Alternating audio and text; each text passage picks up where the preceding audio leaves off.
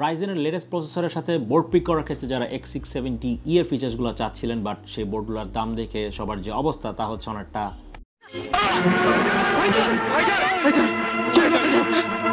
যা হোক, 1 বছরের মধ্যে প্রেক্ষাপটটা পাল্টে গেছে। এখন কোম্পানিগুলো কিন্তু কিছুটা বাজেটের আয়ত্তে নিয়ে আসার চেষ্টা করছে এই বোর্ডগুলোকে।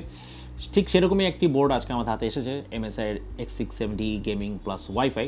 তো যারা PCIe 5.2 এক্সপেক্ট করছিলেন, NVMe Gen 5 সাপোর্ট চাচ্ছিলেন এবং সেই সাথে যে ফাস্ট USB পোর্ট লেটেস্ট জেনটা সেটার সাপোর্ট এক্সপেক্ট করছিলেন কিছুটা বাজেটের মধ্যে, সেই ক্ষেত্রে এটি হয়তো আপনাদের অ্যাকোমোডেট করতে ইজি হবে।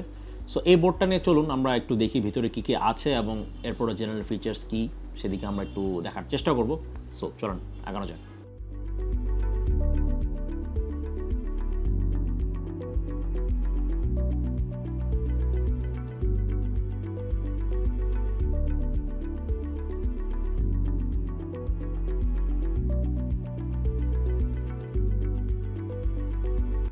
So here goes the board itself. এক্ষেত্রে আমরা যদি সিপিউর সাইডটি একটু তাকাই, AM5 সকেট অফকোর্স AMD যে লেটেস্ট সিরিজ যে প্রসেসরগুলো সেটির ক্ষেত্রে এটি ডিমান্ড করে, এবং খুশির খবর হচ্ছে 8000 সিরিজের যে সিপিগুলো রিসেন্টলি রিলিজ হয়েছে সেটি কিন্তু এই বোর্ডটিতে সাপোর্টেড। সো আপনারা নির্দ্বিধায় এই বোর্ডটি চয়েস করতে পারেন আপনাদের যদি 8000 সিরিজ দিয়ে বিল্ড করার ইচ্ছা থাকে। এবং এইটির যে পাওয়ার ডেলিভারি সেকশনে যদি কথা বলি, এটি 17 পেজ VRM দিয়ে ডিজাইন করা 14+2+1 কনফিগারেশনে, এবং এটি আপ টু 80 অ্যাম্পস ডেলিভার করতে পারে। So that's also decent. এবং এটিকে ঠান্ডা রাখার জন্য থিক লেয়ার্ড এবং এক্সটেন্ড যে হিটসিংটা আছে, হিটসিং দিয়ে খুব সহসাই এটার যে ওভারঅল পাওয়ার ডেলিভারির ক্ষেত্রে কোনো চোকিংয়ের ইস্যু আসার কথা না। So that's also good. Memory স্লটসের ক্ষেত্রে অ্যাজ ইউজুয়াল 4টা স্লটস আমরা দেখতে পাচ্ছি, এবং এই ক্ষেত্রে সর্বোচ্চ 7800 মেগাহার্টজ পর্যন্ত ওসি করে এটা নিয়ে যাওয়া সম্ভব, এবং সর্বোচ্চ 192 গিগাবাইটস পর্যন্ত র্যাম আপনারা এটাতে ইনস্টল করতে পারবেন। এবার যদি আমরা PCI স্লটসগুলো নিয়ে কথা বলি, 3টা PCI 6NX স্লট এবং একটি 1X স্লট। প্রথম যে 6NX স্লটটি আছে এটি কিন্তু স্টিল আর্মড, সেক্ষেত্রে আপনারা যদি কোনো হেভি জিপিইউ বসান, ওয়েটের কারণে যদি কোনো বেন্ডিং বা স্যাগিং হয়, আপনার বোর্ডের অন্তত কোনো ক্ষতি হবে না এই স্লটের ক্ষেত্রে। One of the prime reasons যেটা হওয়ার কথা PCIe 5.0 স্লটের জন্য, এটি কিন্তু সেটি সাপোর্টেড। এই বাকি দুটো কিন্তু PCIe 3.0 এবং এটি হচ্ছে PCIe 4.0। বাট এখানটা উল্লেখ্য বিষয় হচ্ছে এটি কিন্তু আপ টু 6NX সিপিইউ থেকে পাবে। এই দুটো স্লট কিন্তু আপনার চিপসেট থেকে অনলি 1X পাবে, মানে 1 লেন, এবং এই ক্ষেত্রে এটি অনলি 4 লেন্স পর্যন্ত পাবে চিপসেট থেকে। স্টোরেজ সলিউশনের ক্ষেত্রে এখানে টোটাল 4টা M.2 স্লট আমরা পাচ্ছি।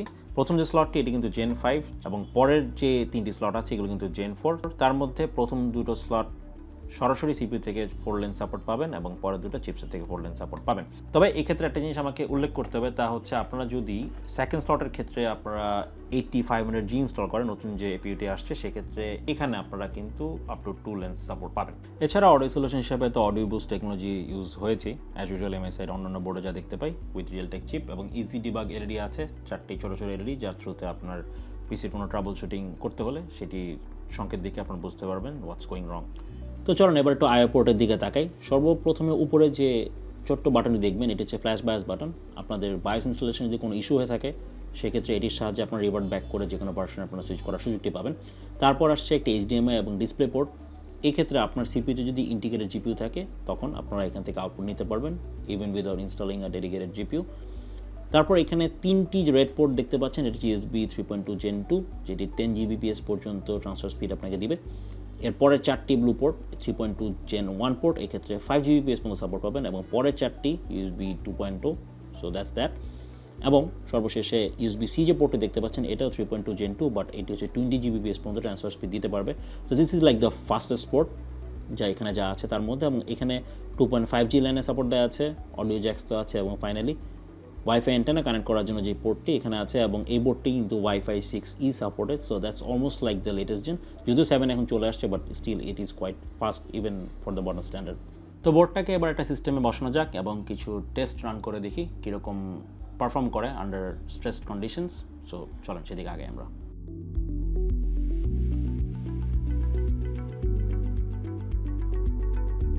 টেস্ট বেঞ্চটির স্পেসিফিকেশন একটু দেখে নেওয়া যাক। এক্ষেত্রে সিপিইউ হিসেবে ইউজ হয়েছে AMD Ryzen 7800X 3D, motherboard হিসেবে ছিল MSI X670E gaming plus wifi, RAM ছিল 32GB DDR5 running at 5600 MHz, cooler হিসেবে ছিল থার্মালটেকের টাফেয়ার 710 এয়ার কুলার, পাওয়ার সাপ্লাই ছিল MSI A850G PCIe 5, এবং সব কিছু হাউস করা হয়েছিল MSI Quietude 100S চ্যাসিতে। এবার কিছু স্ট্রেস টেস্টের পালা। প্রথমেই আমরা ওসিসিটি দিয়ে সিপিটিকে একটু স্ট্রেস কন্ডিশনে ফেলার চেষ্টা করি এবং উদ্দেশ্য ছিল VRM টেম্পারেচার মনিটর করা। টানা 15 মিনিট চালানোর পর আমরা দেখতে পাই 40 থেকে 42 এর মধ্যে টেম্পারেচার ঘুরছিল VRM, so which is very very good, কোনো সন্দেহ নেই এই ক্ষেত্রে। তারপর সিনেবেঞ্চের যে লেটেস্ট ভার্সন সেটিতে আমরা মাল্টিকোর টেস্টিং করি এবং এক্ষেত্রে আমরা আশানুরূপ রেজাল্ট পেয়েছি বলা যায়। যেমন VRM এক্ষেত্রে 39 থেকে 40-র মধ্যে মোস্টলি ওভার করেছে টেম্পারেচার, দ্যাটস অলসো গুড। আর এই প্রসেসরটির পারফরমেন্সের ক্ষেত্রে দেখতে চান সেক্ষেত্রে 1051 স্কোর পেয়েছিল।